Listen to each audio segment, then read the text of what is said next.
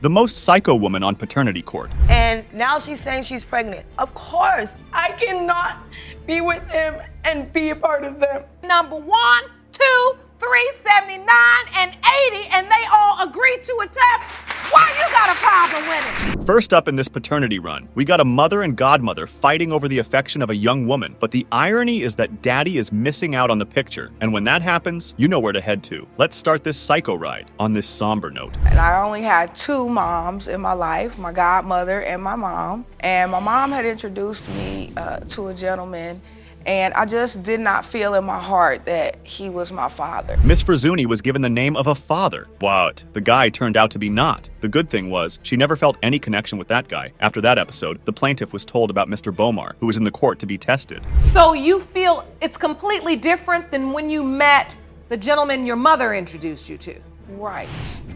And that's pretty much how I've always felt ever since I met him. And your godmother, who's here with you today, she believes he is your father. After listening to Miss Frazzuni, the judge called up the co-plaintiff, who told the court about how she herself was intimate with the defendant, and both created a false story to sell to Miss Bailey's daughter. Well, the defendant didn't like this narrative and responded like this. For that, 30 years right. ago, All why right. did she just bring it up last year? Is there a reason why you just brought it up? To stick another dagger in my back against my daughter.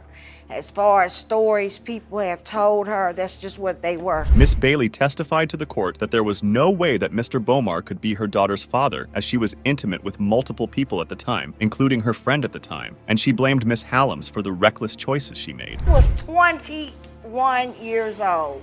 Maxine was 30. No, I wasn't. 29, however No, I wasn't. old. I was She 20. was older. I was 27. She was way older, and I just let her lead Wait me. a minute. She further pleaded that her daughter was being manipulated into thinking that Mr. Boomer was the father by her own friend. Miss Frazzoni, on the other hand, was not ready to believe a word coming from her mother and wanted the alleged father to be tested. Create factual evidence. And I understand that. I want a test. I understand that. I I want him to understand test that. Because of my past lifestyle, there is reason to doubt. The next judge asked Maxon to vouch for Bomar, and this ticked the mama at the podium really hard. She totally blew off in the court, blaming her ex over for poisoning her daughter like this. But the meddling and the trying to compete And the remembering. for my daughter's love, this is my child. I had her. She wants to and know you need who- to stay in your lane. Oh, the woman went ballistic in a matter of seconds. Maybe she was a little paranoid about sharing her own daughter with another person. Miss Bailey was screaming at the top of her lungs. Even Judge Lake was stunned at the show going on in her own courtroom. You ain't never been a mother. You should have went and had a That's baby. right. Tell Listen to that. the judge. Lady! Listen to the judge, and you listen to the judge. Lady! Order in the courtroom. Jerome stays between them, or Maxon might lose her hearing today. Okay, all of this was also unacceptable for the judges, as a 20-year-old woman was standing crying, while her loved ones were busy fighting. Now, you all can keep arguing and fussing and rehashing your own personal issues, because I hate to tell you, all this back and forth, it's obvious to me and everybody in this courtroom that it don't have nothing to do with her. This back and forth is clearly going nowhere, so the judge got the alleged father in the court, who told the judge how he had no idea about the young plaintiff, but since they got connected, and by now, they had developed a bond with each other, Mr. Bomar was also hoping to be the father. Let's see what the DNA result holds. When it comes to the paternity of 31-year-old Maxina Franzoni, Mr. Bomar, you are not her father. I'm sorry to you both. Malicious rumors made the son sue her mother and sister. In this case, you can see Ms. Chandler and her boyfriend dragged his mother and sister in the courtroom due to the damage they have intentionally done to the couple's reputation. On the other hand, to support the maniac actions, the defendants claimed that baby mama has manipulated Mr. Hilliard. Let's move to this lunatic episode. Miss Chandler, you and your boyfriend, Mr. Hilliard, are suing his sister and mother for defamation of character. You claim they are spreading malicious rumors regarding the paternity of your son, Brandon Jr. The trial began on this note. It was revealed that the plaintiff is promiscuous and has been busy with so many guys, like she's got to play with them on a racing track. However, the mommy admitted the claims and put on the break show like this. She has a lock on her cell phone to where my brother can't see her phone. She's cheated on my brother. He stayed at my house with his kids. Now, what and proof do you have of that? she's admitted it to me. No, I have not. Uh-oh. Ms. Chandler took over and bashed the defendant over her interference in her life. I mean, girl, that's fair enough. Do good. Have a good situation for the psycho girl. Go get your life, lady. Let others do their things themselves. You we're should getting back not together. be talking about me sleeping around. What I do with my life is my business. 3 babies, 3 baby daddies. I got 3 babies with the same man. Okay. Even after that, the supposed auntie didn't stop to put her leg in the middle and asserted that the child's mommy has been dating some other guy when his brother was away. But Judge Lake had to spill the beans that she needed to keep her nosy behavior shut down for good like that. A guy that she lived next door to, she started dating him when my brother went to California. That's why you and your mama decided that I was a bad person because And I don't even know why you're over there talking in the first I took place. Brandon away. Oh my. Here came another out-of-mind person in support of the defendant. The alleged granny claimed that they were robbed and his son had also left them helpless. But Ms. Chandler denied her claims and asserted that they always go nuts when things come to her.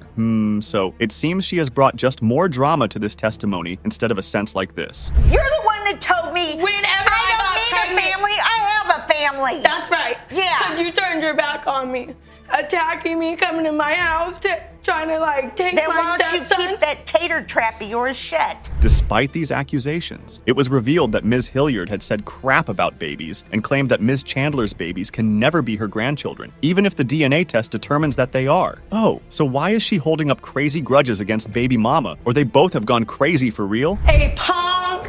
You told me they can never be a part of you, even if this test comes back that it's your grandson, right? I never said that. You and Gina. You and no. Gina. Yeah. No, I have told you that. Up next, the plaintiff told the court that the defendant's never-ending and lots of drama has split the family apart. And yeah, I have to say that too. No one can tolerate that much torture. When are you together? You do a This lot. drama. You and him This broke drama. up because of you. This drama. Not because Split of us me. apart. Because 4 years of this. Oh my. Guys, hold your ears because what next you are going to hear will definitely blow your mind. Ms. Hilliard, have you lost your mind or are you even in your senses? I mean, I am wondering if they even have the court's environment toxic. What could they have done at their home? Do you feel like Miss Chandler uses your grandkids as pawns? Yes, ma'am. Just to get whatever she needs out of Brandon. Back and forth accusations were not helping in solving this exhausting family dispute. So Judge Lauren dismissed them and asked to get those results to settle this conflict once and for all. Let's watch if the DNA results will be able to change both grandma and aunt for babies. In the case of Brandon Jr., Mr. Hilliard, your wait is over. You are the father. Thank you. Now apologize.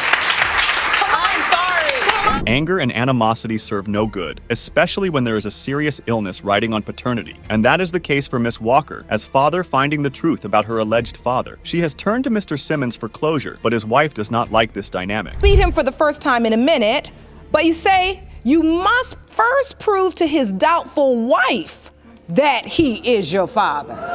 Yes, you're Well, okay, Miss Simmons, you contend that there's absolutely no way. So the trial begins with the defendant giving the cold shoulder to Miss Walker, claiming her husband was incapable of having children at all. But the plaintiff had a hard time believing it. She can tell the court how Mrs. Simmons' sister was the one who reached out to her and claims Miss Walker as their brother's daughter. And this fact rubbed the wifey real hard. No, I wasn't. Well, how there. did it happen? Because the sister called him and said, Bruce, I met so-and-so and so. Asking for your wife's permission to talk to your own daughter? That sounds odd, isn't it? But Mrs. Simmons was not ready for some random girl to pop into their life. They articulated her reservation quite loudly, which drove Miss Walker to the edge of crying. And this made the judge go like this. Are you upset that she made contact, or are you upset that your husband may be her biological No, father? none of that. None of that, because he None wants of to that. be a father. He wants to. Hold on. Who knew that being left out could boil up such rage in anyone and some stranger looking for her father would have to pay for it? Nonetheless, the plaintiff told the court that the defendant's husband was the one who reached out to her after taking her number from his own sister. Listening to this, judge realized that it was high time to get the potential father into the court. Mr. Simmons, welcome. you? Thank you for joining us here today. So we are discussing Ms. Walker. She says that you contacted her and said you believe you're her biological father. The reason Mr. Simmons believed to be her father was the affair with Miss Walker's mother. Even though it just lasted for weeks, it did have baby-making potential. A little odd confession for a TV show, right? But that is how reality TV goes. And FYI, Mrs. Simmons was no fan of the story. You were intimate with her. Intimate with for 2 days, yes. No protection used. No protection, no nothing. But was in a relationship before that, because he just said that they were. Well, ma'am, it doesn't matter if you like it or not, your husband is in for this.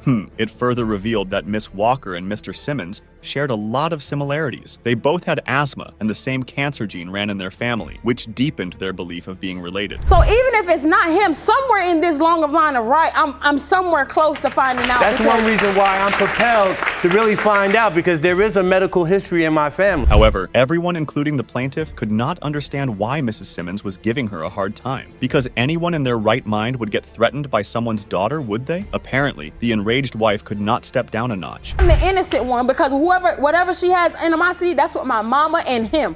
Because guess what? Y'all want But my together. point is, it should have been done. I've been telling him, get a blood test. Stop signing on the dotted line. Stop claiming kids But unless what you is know she they're worried yours. about to you? Hold up, woman. You might burst my eardrum. Goodness, she doesn't know when to stop, does she? Her attitude had the judge totally baffled. I mean, who wouldn't get confused with a grown woman acting like a stubborn child? I am observing is a level of animosity, Jerome, that we see with two women that are involved in the same man sexually, not involved with the same man because he's your husband. She can't take that away. Oh, boggy Mrs. Simmons even had the judge all rushed up. All of her corners were just to compete with Pleiades, and she had no care about her suffering from illness or finding the roots. Mrs. Walker's only hope of closure is that envelope. It has been determined by this court, Mr. Bruce Simmons, you are not her father.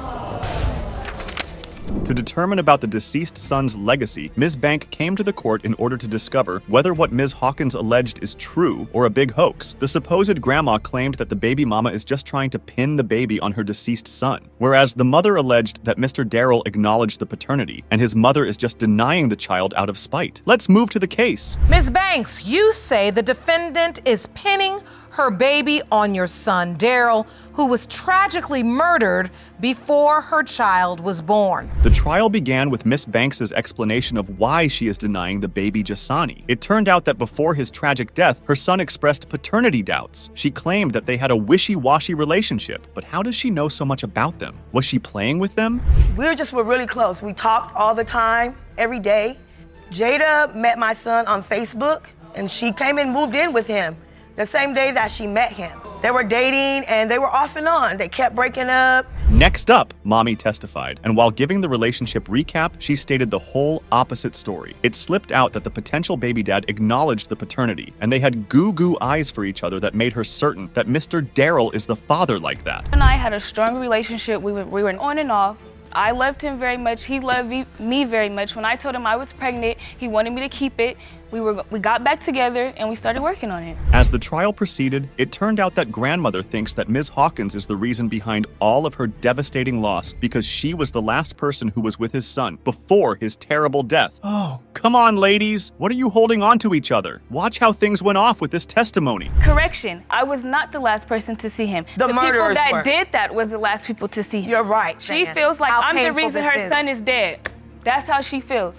You're really the reason your son is dead. I'm not the reason he's dead. The frustrated plaintiff revealed that the defendant didn't even name her son after Mr. Darrell, and it is causing doubts regarding the baby's paternity, whereas baby mommy explained the whole part of her side that led to heated up the situation like this, and there's nothing that could stop Granny and Mommy. Darrell told me out his own mouth, he don't want his son. I said, if it's a boy, do you want him named after you? I don't like my name, give my son his own name. That's what I did. But not only that, my son's whole name is Jasani Darrell Ray Daniel. Over and over, things were getting more intense. What Ms. Hawkins claimed next will blow your mind. It looked like the plaintiff, whatever the plaintiff was doing, was due to the biggest loss she had to face. But why threaten anyone? Well, that's what psychopaths do. Darrell had just passed. She was going through a lot, calling me, picking fights with me, threatening me.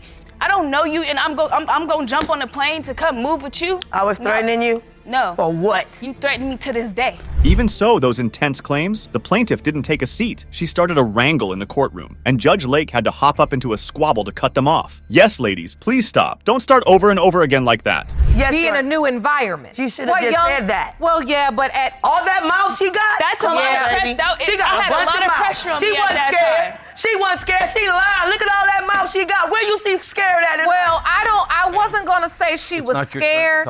However, during their non-stop arguments, it was revealed that the baby mama filed for child support when his son passed away. But baby mama turned the whole show with her logical explanation like this. If a mother goes down to welfare and file for welfare and get on assistance, the father automatically goes on child support. I explained to them that Daryl passed away. They said, give us his social, we're gonna run it anyway and find his death certificate. Where could you? Alas, feeling sad for both the plaintiff and the defendant, their ongoing further fuels the whole situation instead of helping to resolve the case. But it was quite evident that they both need to know the results vehemently for baby and his late daddy. So let's go, get those results and see if they will help Granny find some peace or not. It has been determined by this court the percentage of relatedness between Miss LaWinda Banks and Jasani Daniel is